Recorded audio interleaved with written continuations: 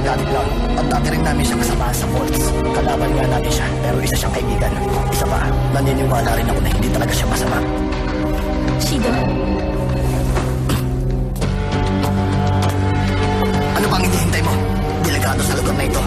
Kaya mabuti pa, sumama ka na sa akin ng Agent Heaven. oo sige. Pero kumusta na kaya yung iba?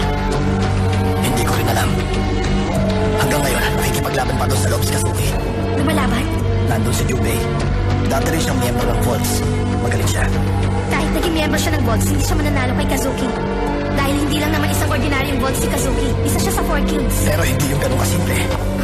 Dahil bago pa man mabuo ang Falls, pumapangalawa na si Jubei sa gang ni Kazuki na tinawag ng Elegance. Pumapangalawa siya noon kay Kazuki. Hindi dahil sa kakayahan niya, kundi dahil sa kagustuhan niyang maprotektahan si Kazuki. Magprotektahan si Kazuki. Matagal lang kilala ni Kazuki si Jubei. Magkaibigan na sila bago pa sila mapunta sa mugon. Pero kung ganun, bakit kailangan pa nilang maglaban ngayon? Hindi ko rin alam, pero kilala ko si Jubei. Handa siyang isakripisyo ang buhay niya. May paglaman ang paniniwala niya. Ganon si Jubei, kaya mahirap siyang kalaban.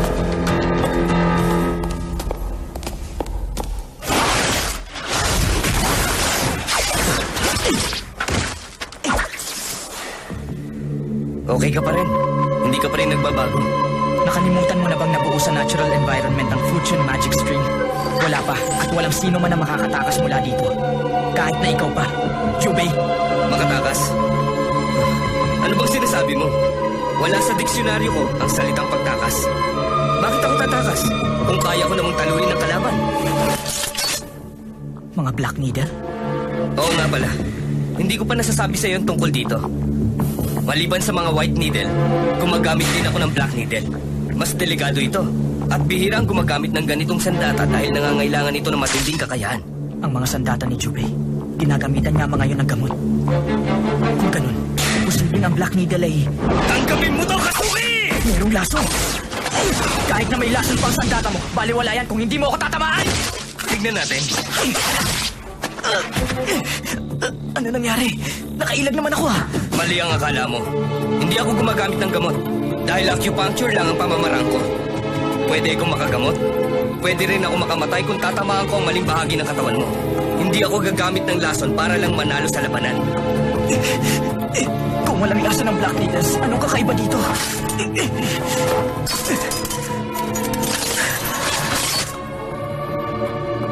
Kung ganun pala, ang Black Needles ay... Naiintindihan mo na ba?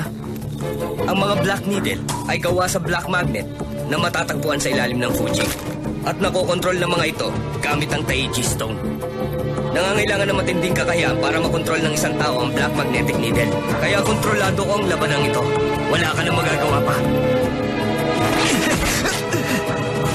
Garden Balsam! Gang of Bees!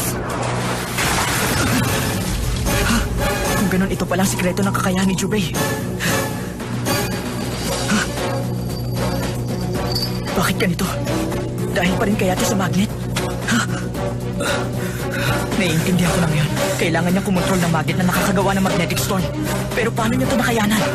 Kapag nagpatuloy ito, masisira ang mga organs niya sa katawan. Bakit, Jubei? Kailangan mo ba talaga isakripisyo ang buhay mo para lang talunin ako? Form of Spiral!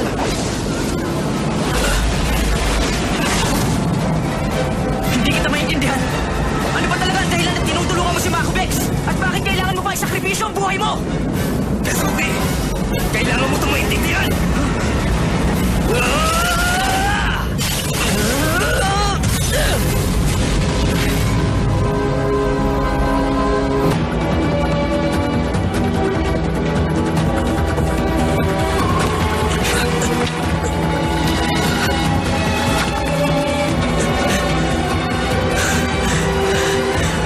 Bakit ito ginagawa, Jubei?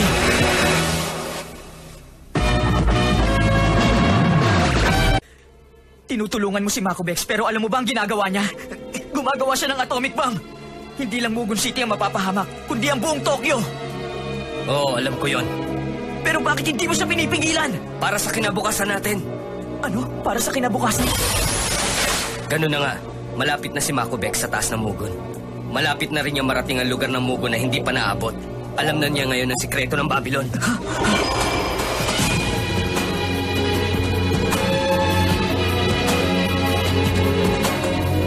Ano bang tinitignan mo dyan, Ginji? Ano kayang meron sa taas? Walang nakakaalam kung anong meron sa Babylon. Kahit ako, hindi ko pa yan nararating. Hanggang sa gitna lang ng gusali ang narating ko. Minsan naiisip ko rin umakyat, pero hanggang gitna lang talaga ang kaya ko. Bakit? Masyado bang delikado? Siguro nga. Pakiramdam ko kasi parang merong kakaibang bagay na nasa Babylon. Tama ka. Pakiramdam ko, may nagmamasid sa atin.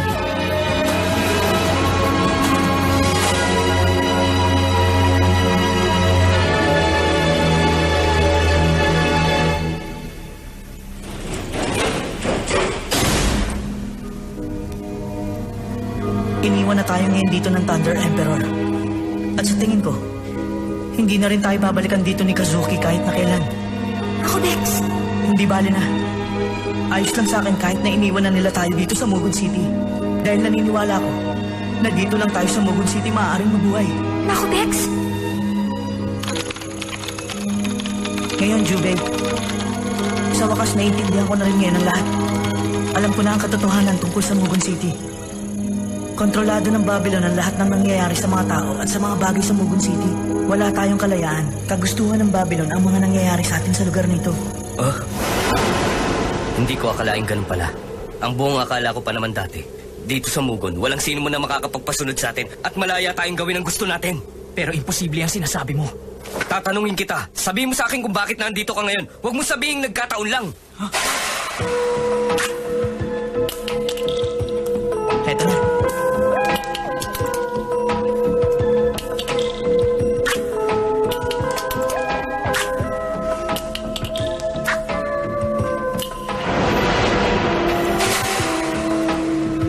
Kahit na ang isang ordinaryong dice, wala ring kalayaan. Ang kaligayahan at kalungkutan, ang pagkabuhay at kamatayan, ang lahat ng yun ay kontrolado ng isang halimaw na tinatawag na Babylon. Kung wala ka namang kalayaan, masasabi mo pa bang buhay ka? Jubei, Kazuki! Sabihin mo sa akin ang totoo, umalis ka ba sa Mugon dahil alam mo ang tungkol dito? Jubei.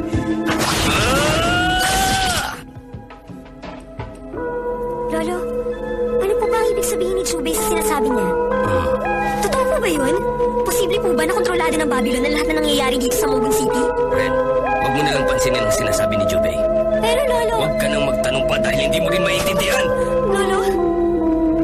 Alam na kaya ni Makubek ang tungkol dito. Pero kahit gaano pa siya kagaling, imposibleng malaman niya. Excuse me. Kaibigan kami ni Kazuki. Sabi niya magaling daw kayong doktor. Kayo po ba ang manggagamot na si Jen? Oo. Halika, ihigaan niyo si Emishi. Kung hindi ako nagkakamali, alam niyo po kung anong nangyayari.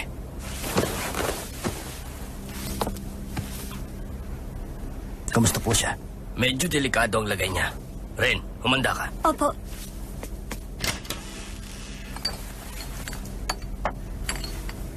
Sa palagay ko, mukhang kayang-kaya niyo siyang iligtas. Ha? Yan ang... Galing kay Makubek ang video na yan. Sa palagay ko, sinadya niya yan dahil gusto niyang ipakita sa akin ang nangyayari. Pero bakit? Sino po ba talaga kayo? Ren, painumin mo nga muna siya ng gamot. Ha? Eh, bakit ako? Sige na, sumunod ka na lang. Halika na dito, Binibini. Teka, bakit ka ganyan? Bakit? Naisip ko lang naman na pwede mo akong painumin ng gamot gamit ang bibig mo. Babae pala siya, mukha siya lalaki. Pero mukhang walang pakialam sa Emishi kahit na mukha pa siyang lalaki. Tama ka, Jubei. Noon pa man nararamdaman ko na yun.